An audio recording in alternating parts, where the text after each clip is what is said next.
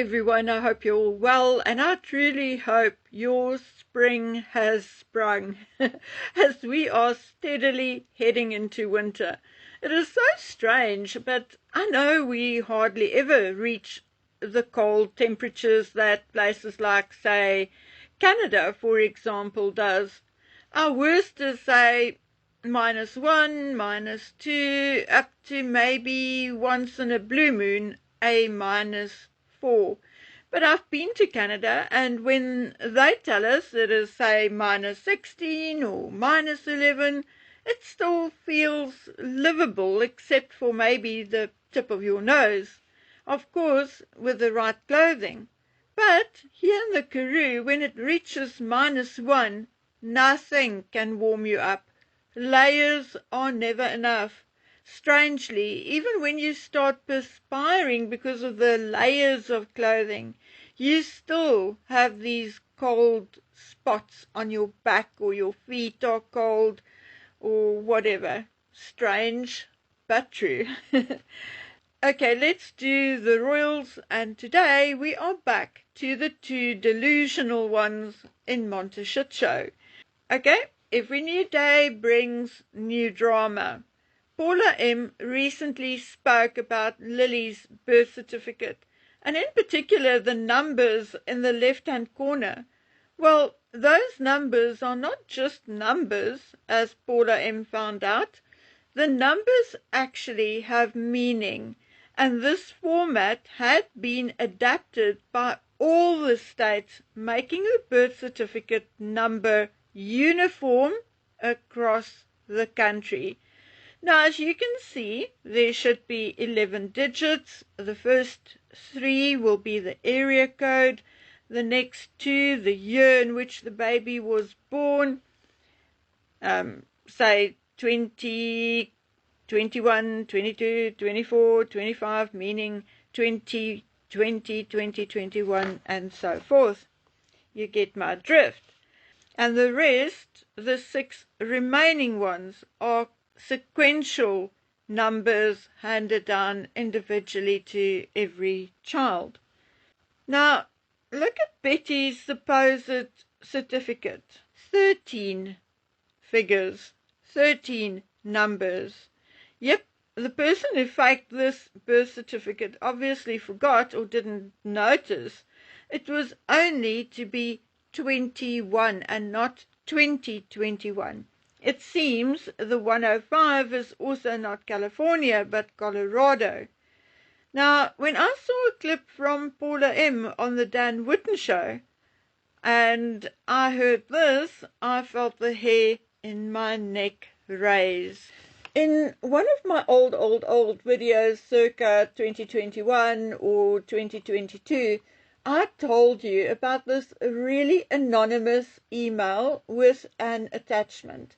The attachment was like a court record.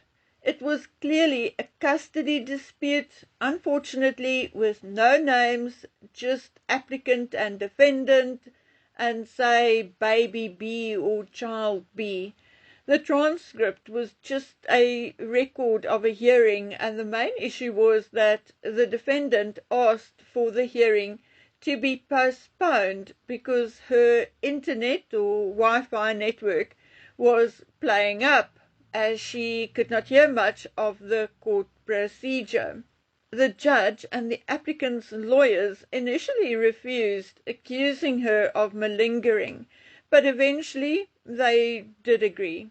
Now guess where? Colorado. Without talking about it to anyone, I received an email from someone else saying Lily's surrogate was anywhere between 19 and 22, 23 years old, blonde, long blonde hair. She initially stayed with Meghan and Harry until she had a falling out with Meghan, and then she went to her parents in Colorado. By the time the child was to be born, it was born in Colorado, and the surrogate had a change of heart and did not want to hand the baby over, which would have meant, had she decided to hand over the baby, that Megan had to adopt her, as the biological father's name, which is indeed Harry's name, was already on the birth certificate. Harry did not want to go to court, allegedly, and suggested they settle with him having visiting rights anyway. But allegedly, Megan would not have it, and they went to court. The girl, again allegedly, became involved because she had just finished studying, and the money on offer would have paid off her student loan and left her with some change. Now, long story short, when I went back to the site a few days later, and I'm talking about the link this other person sent me, the court transcript was indeed gone. So, was it about Harry and Meghan and a surrogate, or was it someone else, or about something else? I don't know. But more than that, the story about a young woman from Colorado came up a number of times. I also heard that Meghan hand-picked her because she had naturally blonde hair and blue eyes, just like Diana, and the IVF was done in California because California is one of the very few states in America who allows the surrogate also to be the biological mother. And then when I say a few, I think it's 2 or 3, not more than that. All the other states would not allow the surrogate to be the biological mother. Allegedly, the first leak came from a member of Meghan's household staff while she worked there or after she left, I don't know. And then later, the same story was leaked by someone else as well, allegedly a university friend of the surrogate. Now, do I 100% know that it is true? No, I don't. But the more the name Colorado comes up, and from various sources, the more I am beginning to think there may be something to it.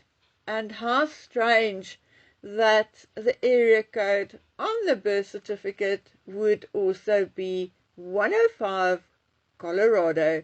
I mean, if it was a mistake, it could have been anything, 106, 112, could have been anything. Why 105 Colorado? It absolutely fits in with what I had been told about this girl returning to Colorado. Anyway, very, very strange indeed. Strangely, Archie's birth was also not registered in the county where he was supposedly born or anywhere near Windsor. Strange indeed. Okay guys, so we are leaving it for now. I will be home tomorrow, so I will do a longer deep dive for you. So until then, please take care and stay safe. Bye.